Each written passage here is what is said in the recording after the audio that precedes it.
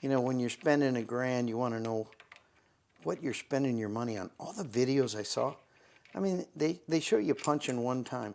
Is it worth $1,000 and change? I'd say absolutely. But they said, oh, you can punch it backwards or forward. What are they talking about? You know, if you're going to shell $1,000 out, I think you'd want to know what you're going to get. Welcome back, everyone. This is Mike with Door and Lock Tips. Great show tonight. I'm featuring Lab's brand new product, a great tool. It's called the IC Pro.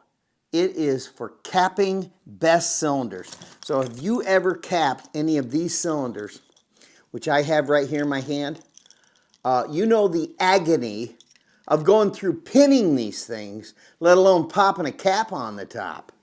I mean, it's horrible. Who would have invented a lock like this? I have another video I want you to check out where I pinned up these little babies that are sleeping in the ice tray right now waiting to get capped. And it's a horrible thing to go through the nightmare of pinning up one of these cylinders and then smashing a cap wrong or doing something wrong just to cover the springs. This shouldn't have been hard. Other companies have thought of easier ways. But Best, a long time ago, developed this system. And I don't think they really cared about the caps. They probably didn't have that on their radar because for years to come, everybody in the locksmith industry has had to fight this horrible capping idea. This is a terrible idea. Lab to the rescue. We have their wonderful brand new Lab IC Pro. We're going to gut it. I'm going to take this all apart. Honestly, this part right here is made by another company. But this part, this right here, is what they developed. We're going to gut this thing. We're going to take such a close look as you'll understand everything about this tool. A1 made a capping tool. And it was about $649. You can still get one of these things.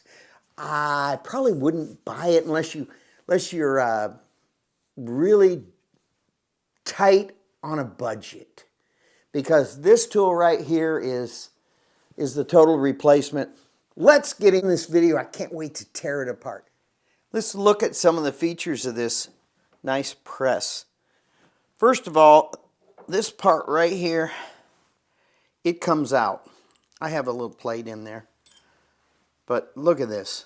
Look at how beautiful this is. This is, I think it's like bluing that you put on a gun. It's beautifully finished. They have their Lab logo in there. I'm telling you, it's gorgeous. It feels good. I've already dropped it. Sad to say. I dropped it maybe within an hour of playing with this tool. I dented it right there. I wished I wouldn't have done that, but it didn't hurt it. Good thing. Didn't change any of the dimensions. Don't drop this tool. It's made to stay right there, but you can push it loose. And I don't know if it's because when I was pushing down, this spline and the other one, they were meeting each other and it was tilting. So it might have been due to that fact, I don't know, it fell and I could have cried. And I decided I'm going to put down a little memory foam mat when I'm pressing underneath on the concrete so it doesn't hurt it. But look at these nice little drive pins. They're all in a nice, beautiful order all the way through. So this is part of it, holding those drive pins in. Oh man, I don't want to drop this. Spring loaded. If you had another press, you could probably modify your press just to mount this part in your press at home, and it probably would work. I think you can get this for around $700, but if you're going to spend that kind of money, go ahead and get their press. You know, spend the $1,000, get it on sale. You might be able to get it for $900. They probably should have made a bigger base here so that when you pull this out, you don't just drop it. That's what happened to me. I guess I could make a bigger base. I could actually elongate a base out here, but I walk by this and I didn't want to run into anything. Now, I had this mounted about 2 inches back further, about that much further, and the arm was hitting wrong. The tool comes without this part up on top. I just moved that up because I didn't want to hurt myself running into the top of this thing either. Everything's assembled. All of it's assembled except, you know, the handle. You got to put the handle on. This part's in a separate box. Nicely painted. No rust and no heavy grease. I've ordered these presses before off the internet and they are like dipped in muddy grease. Not this tool. It was clean as a pin. I did clean it up beautifully. Now they have a couple of little grease fittings up here. We're going to take a real close look. Don't worry, guys. But these are worthless. I don't know what you would use. There's no tool to push in there. So I just tore it all apart and put on some regular heavy duty bearing grease inside so that everything moves smoothly. You're still hearing part of this rubbing against the back of the arbor plate back here, but you can't get rid of that. I adjusted all these nuts so that everything slides straight up and down. Let's get a little closer look. This is the part I took out. This all removes. You remove this handle and then you grease the insides. It didn't come really with enough grease inside. It had zero grease inside. It was like slightly oiled, but you want grease in there. I have a little bit peeking out right there. I'd rather have more than none at all. Adjusted all these nuts, like I said. This part is so gorgeous. Look at this. I want you to take a real close look. This was manufactured beautifully. It's heavy, okay? Solid steel. Like a piece of jewelry. Look at the lab name. Isn't that gorgeous?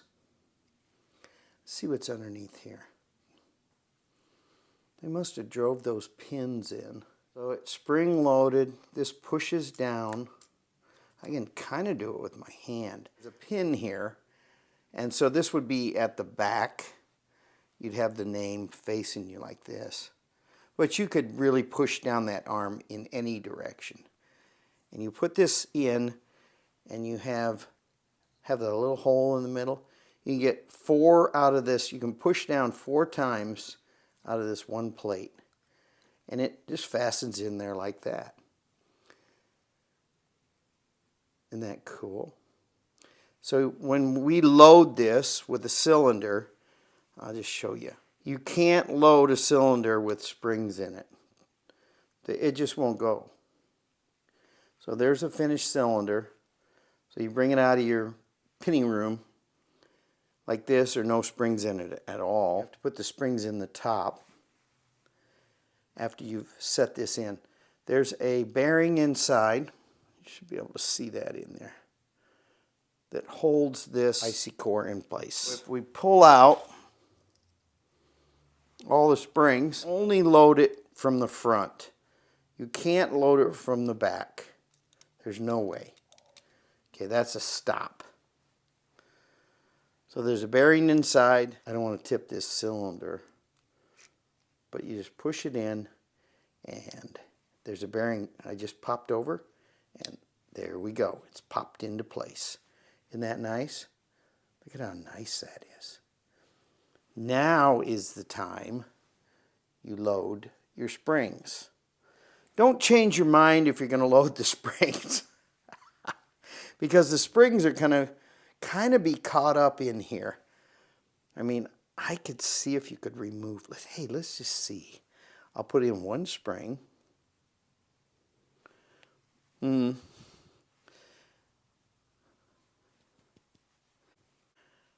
don't know.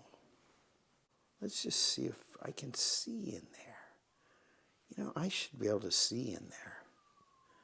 I can't see this way. But how do I know that spring slid down in there?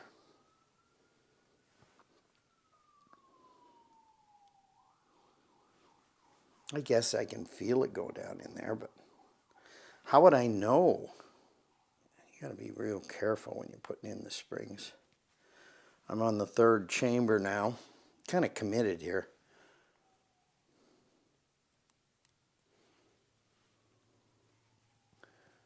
Fourth chamber. 5th chamber. 6th chamber. And the 7th chamber. So how would I know those are down? I really don't. I don't know. Let's just feel maybe they drop down. Yeah, nothing's in the way. So when I stick that in, all the springs are cleared. So they must take advantage of gravity. There's no other way of actually feeling if the springs went down. I guess I could use another tool. It's kind of crazy. Nope, can't use this tool. The ejector tool, let's see. No, can't use that tool. You have to trust that you got your springs down there. That's kind of sad. Well, I'm trusting I did. And then you're going to mount this back in the tool, just like that. And you're going to pull this handle down.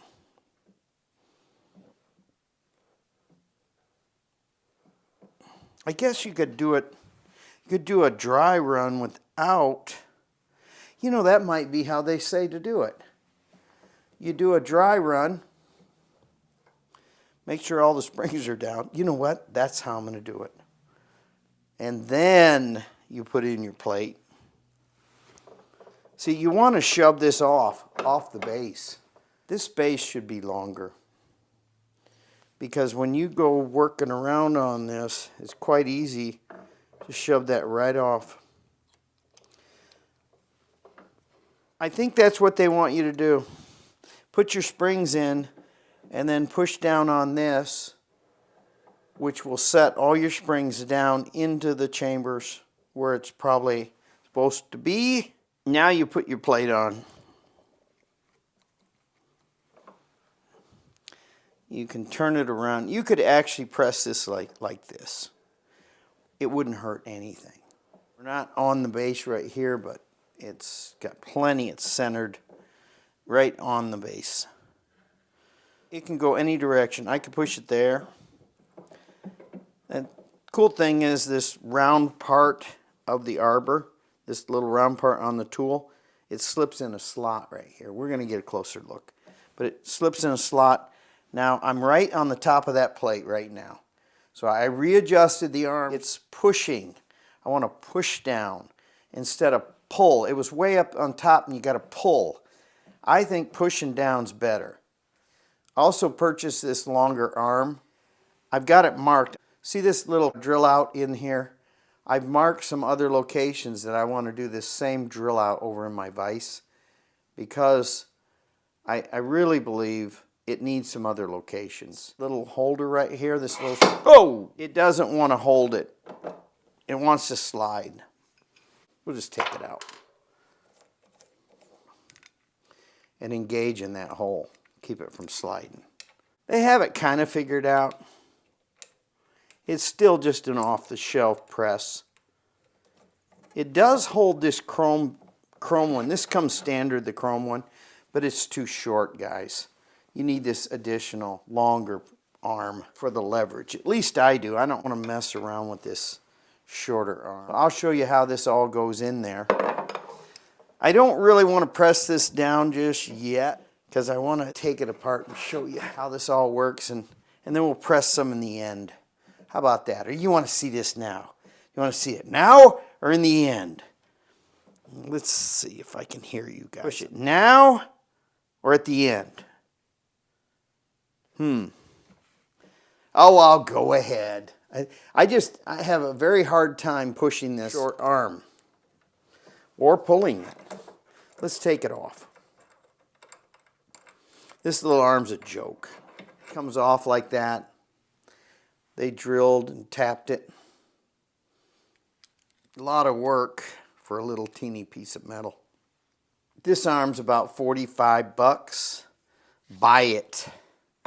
So it engages in the hole. There we go. But I think it's extremely long, too long, guys, out here. I mean, I can press it down, and we're way out here, but I want to be about right there. Now I'm right where I want to be. So let's go ahead and press this. I've adjusted this spline so I'm on the pushing end. So I'm going to go ahead. I've got everything popped in. We'll just take one more look at this. It's totally popped in there. The springs are in there. The plate is on. I do believe you have to push down on this to load the springs totally in. I mean, it makes sense. I did not read the manual. I probably should have. This engages with the top part of the press, and it locks it in here. It won't come out. I mean, I can't take it out, but it will slide out of its front of it. That's why I think they need a bigger plate down here. Definitely. Should have made this bigger. When you slide it out, I'm halfway off that plate, and there it could just dump. That's not cool. And you're doing a lot of putting it in and removing it and putting it back in place. I mean, this is going to be every time you get a cylinder, maybe. All right, here we go. We're going to press it down. The moment of truth. Oh, that's easy. So you make sure you're all the way down. Press that all the way down. Now let's see if it worked.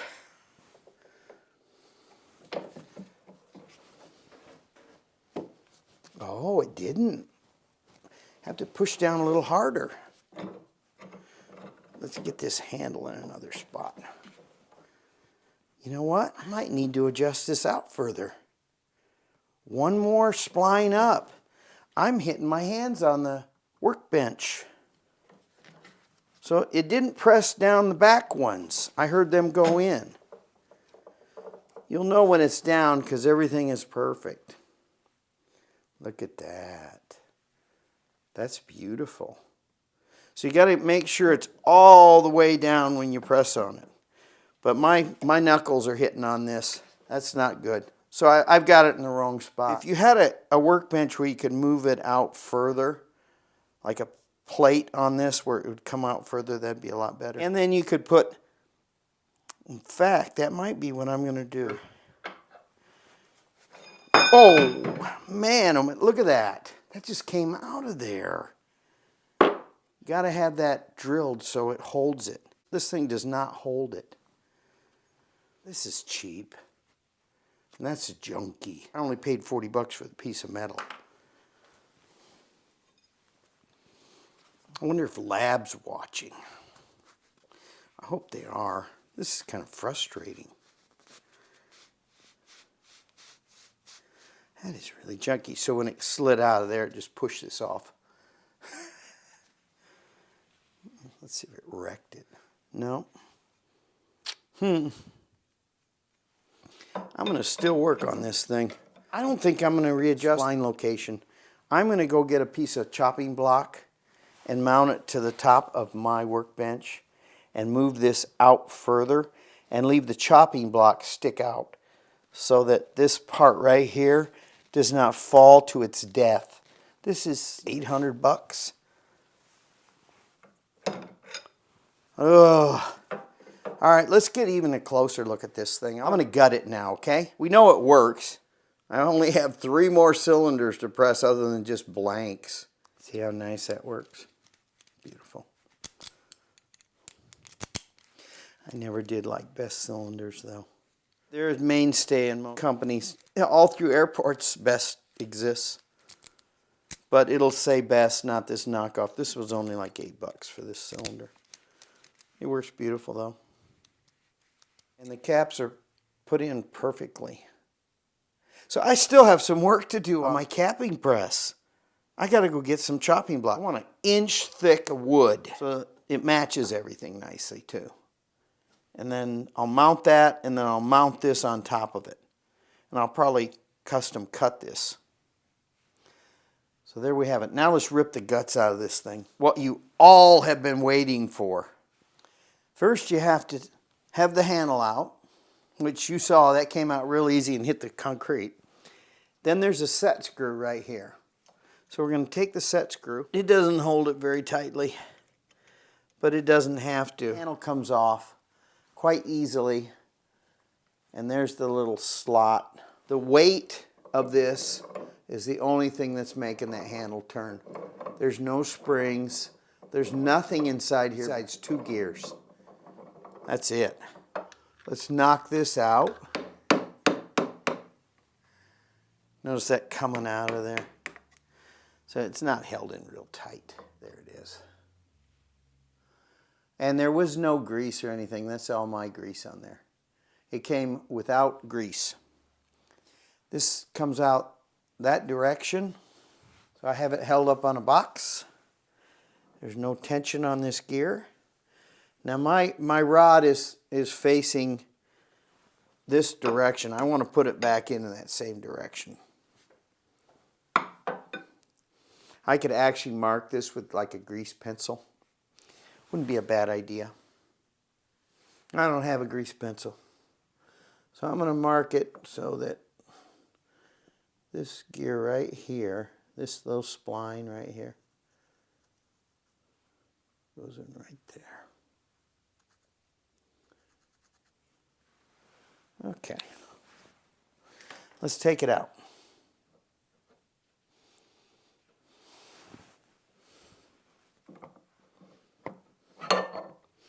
Nice tight fit, but that's all there is to it. And then this part, there's nothing inside here, guys. That's it. What I did is I greased this. I mean, there was nothing in there. Let me put that back there, and I'm going to go get the grease and show you how I did it.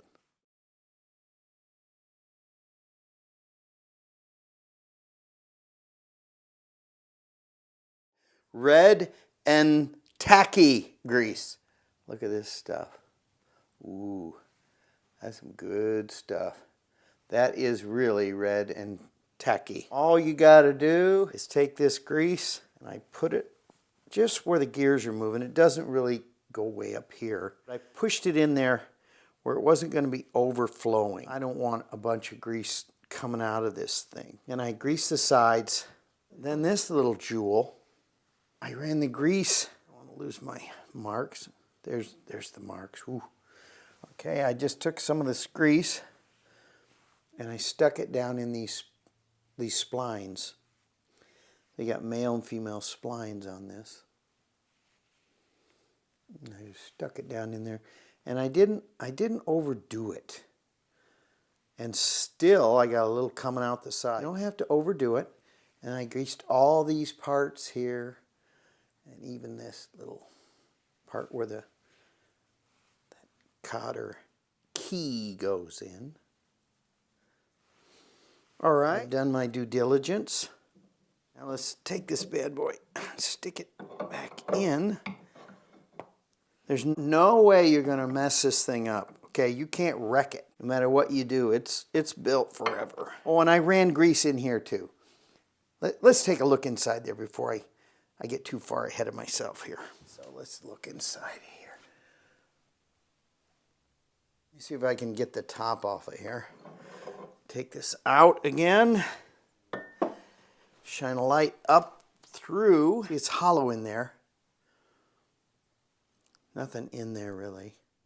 It's kind of hollow in there. Not solid. That's why you need these screws. So let's see how these screws actually engage in that. See, they just ride. See, there's one right there. Little screw. So this screw just rides on the edge of the metal, and the front ones too. Not a really great way of doing it. They could have put brass shim on each side, and that would have made it nice, but they didn't. It's off the shelf.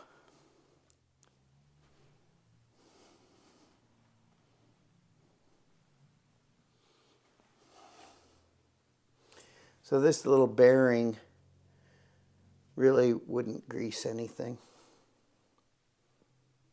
I was wrong. They did stamp their name on this.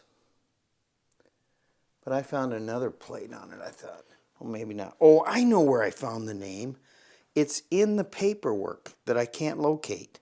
Let's look at it real closely. You're going to shell $1,000 out. I think you'd want to know what you're going to get. Paint job's nice. I love that little handle hole. I use it for another reason. I stick my vacuum hose in there. When I'm cutting keys, I take my vacuum and I stick it over there in that hole. Anyway, so there's the close-up look. They have many fasten holes. The other side only has one, though. You're pulling this way. You think they'd have put both holes all the way in the back, but they didn't.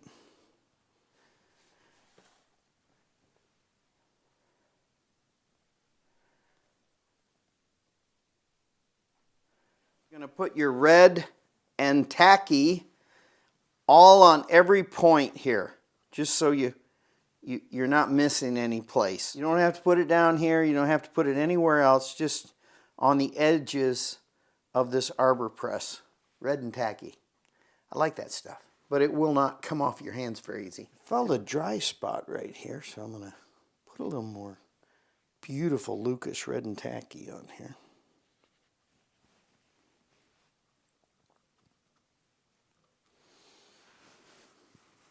Got to put my box here. Got my cotter key.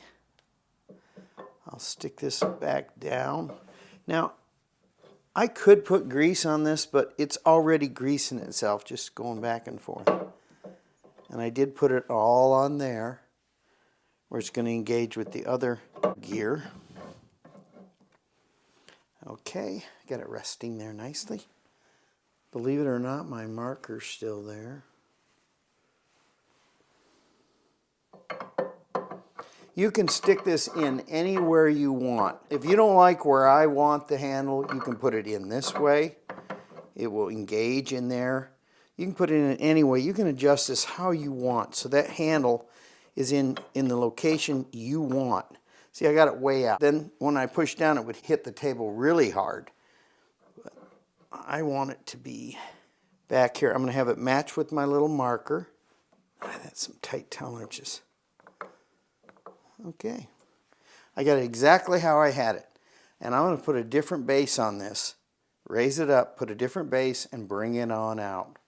I want it out a little bit. I really do. It's too far. Even flush with the edge of my table, it's too far in. This handle is a problem. I wish I could switch it around. If you put it on a table, try to put it on the right-hand side of the table so the arm is completely wide open. All right, now I got it in. It bottoms out. That's all she'll go right there. This cotter key, there's no angle to it. I'll put it back on here and I'll tap it down.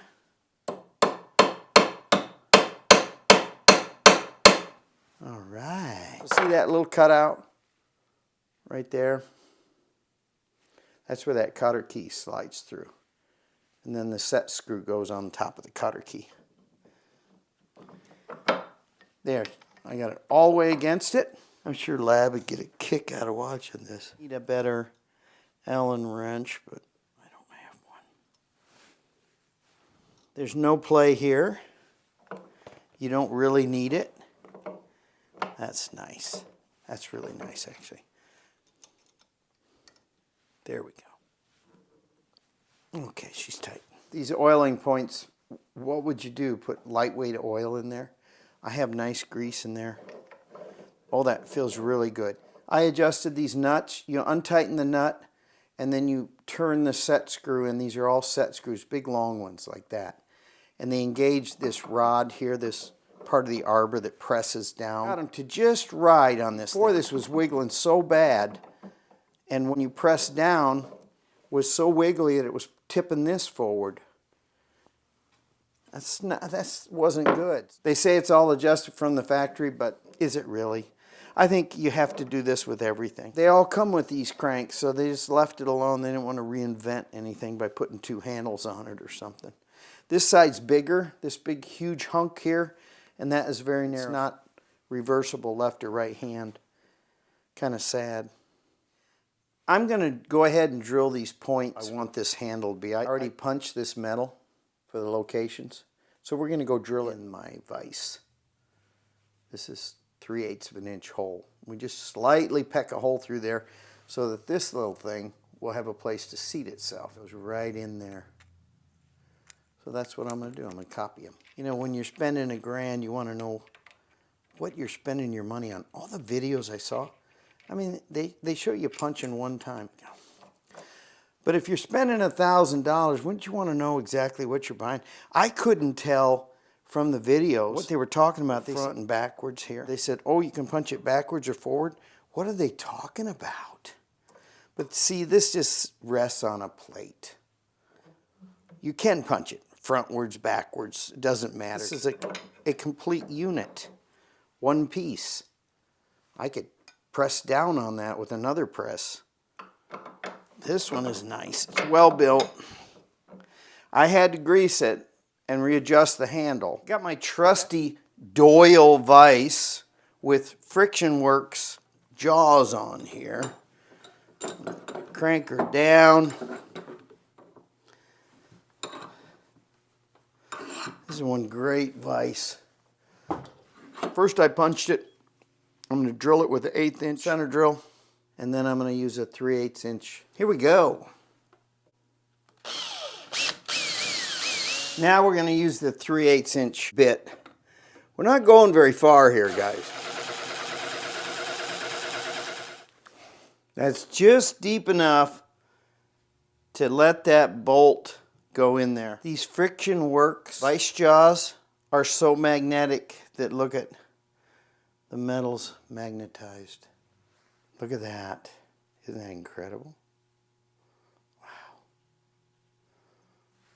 All right, let's go ahead and drill the next one. Doesn't want to center in here too easy.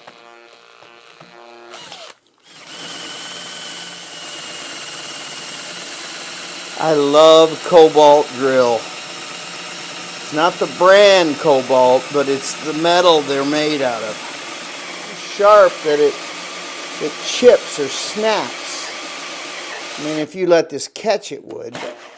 All right, so there we go. Look at that magnetism. That's from these Friction Works vise jaws. They're magnetic.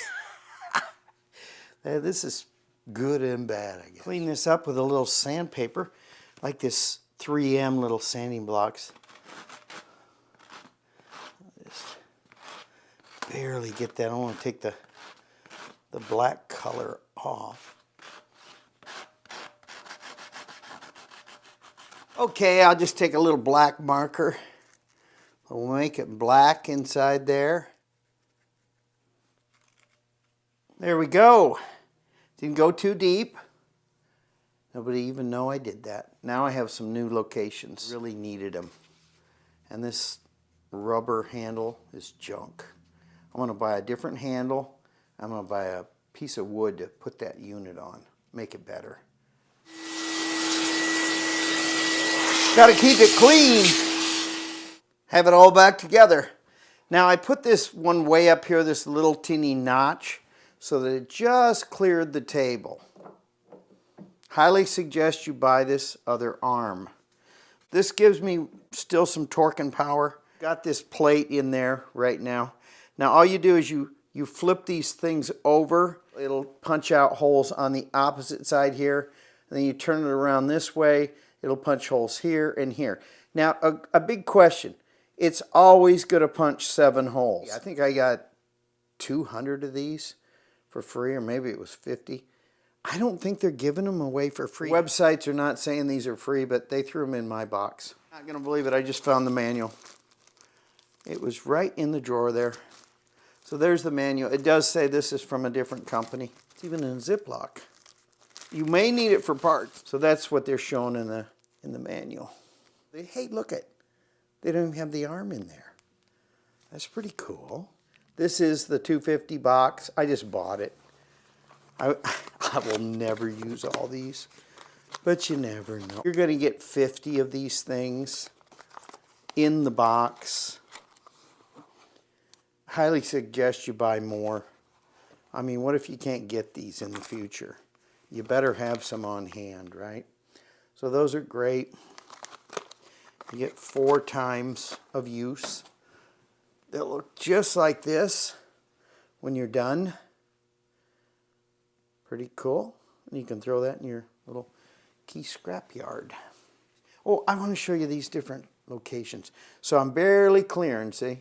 I'm barely clearing my workbench. I got that nicely tightened. It will not slide out and pull the handle off. All right, now we're going to unscrew this. And you see my little holes here.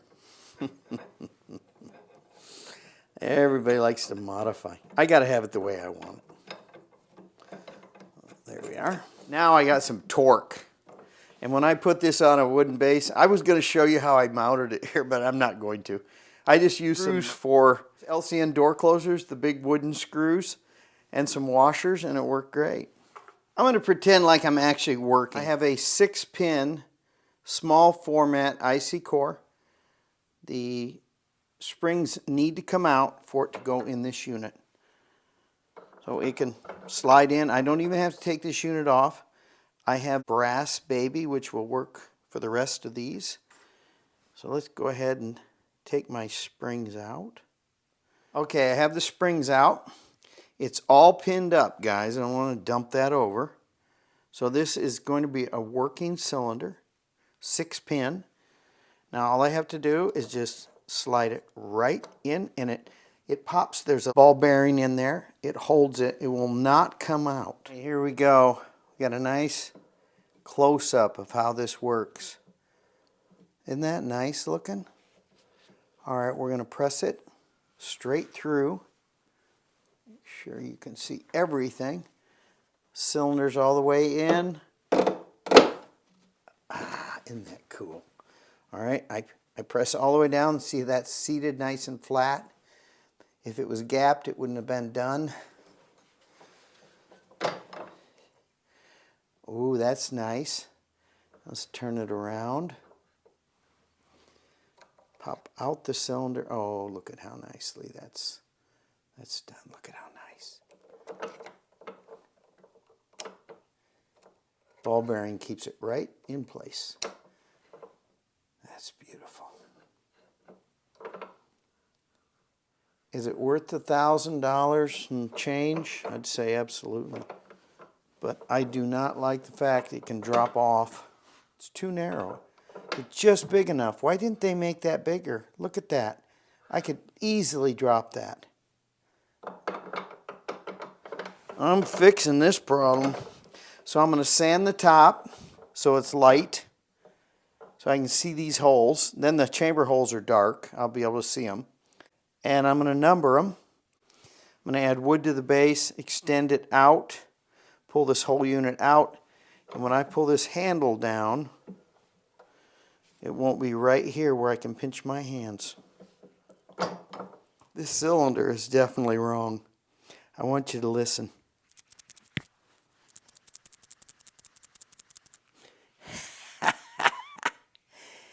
It's rattling inside. I must have put one of the springs not in one of these chambers. Had to be at the back or something. See, that's a problem on this thing. I can't see into it. That's not cool. There's always something you got to do. So I'm going to sand this so I can see it. That'll give me some light. And then I'm going to number them. Beautifully number them. I don't want to wreck this thing. And that top plate should come right off. There's some set screws right there. Oh yeah, that comes right off. Well, there we have it, guys. That is kind of an in-depth look at this lab tool. I don't think anybody would have torn it apart to show you, but maybe they would have. So that's the Lab IC Pro. And am I unhappy that I bought the tool? No. But you know, once you buy something, you've got to modify it. I found this in almost every tool, except my beautiful ITL machine. I did modify it the other day and the cutter flew off. I caught it though. I'm so glad. That's $350 of carbide I didn't want to chip. But playing around, I used an HPC nut and tightened it down, and that didn't work. Evidently, my machine stops faster than the HPCs, and it spun the thing loose, and it came off during cutting. But I didn't have a key in there. Whew, I'm so glad. Is it a nice machine, this lab capping tool? I'd say yes. For the money, $1,000 and 56, 65. That's pricey. This little arbor press is maybe $100. They're getting, you know, almost $1,000 for their little die here. I guess it's worth it. I wouldn't want to build it. Great tool, love it. I'm going to modify it, and I'll show you some pictures later in other videos, okay, of this same tool with the new base on it and sanded top here so it's lighter and numbered. That's what it needs, and I don't want to drop that. Thank you for staying till the end, guys. It was well worth it. It caps these beautifully. I did put a spring in the wrong spot. See, when you're not paying attention, when you're shooting video and you're not paying attention, you might have caught it in there. I'll catch it when I edit. But the spring's in the wrong spot because I can hear them pins. I can hear it rattling like a child's rattle in there. You can always shake them in here if them pins are moving. I hate that sound. Then you know you did something wrong. Anyway, one of the springs missing. Now I got to find that bad boy. I'll have to eject it into my annex here. Well, thank you for tuning in. Please tell your friends, and I'll have more door and lock tips like this in the future. Thank you, guys.